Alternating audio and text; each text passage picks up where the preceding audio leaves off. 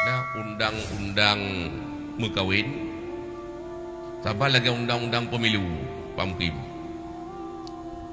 Undang-undang pemilu luber itu, langsung bebas dan rahasia. Menanjit undang-undang mukawin menikah, langsung bebas dan rahasia.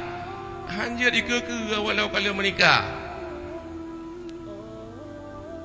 Kalian dah menikah, hirau ragam dengan orang inang. Wajud bak-bak teras rumah, bak pindah jalan you inang ge-ge-guteh.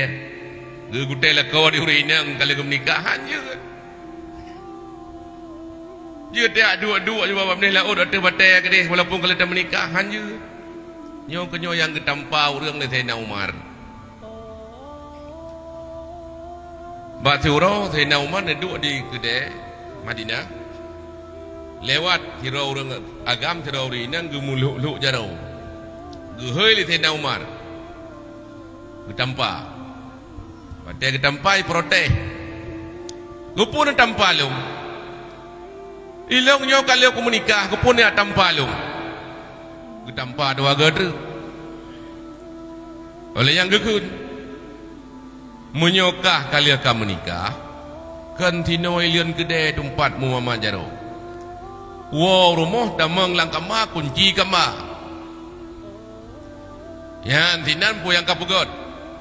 Man waqafa mauqifa tuhmatin fala yalumanna illa nafsa. Barang siapa yang berdiri pada tempat yang menjadi tuhmah, maka dia jangan mencela selain dirinya. Lanjut. Walaupun kedih kalian dah menikah. Dan nyo pegangan menjadi pegangan bagi urang-urang polisi WH katanya. Mesti gaya razia urang-urang keluar. Ka merumpok bab bini laut, ka merumpok bab bini igli. Hiro agam hiro inang. Drop. Periksa. Bukanlah surat nikah. Kadang-kadang aparat keamanan, polisi, tentera, punya orang biasa dua ge datang pa, polisi dengan tentera payah 6 ge.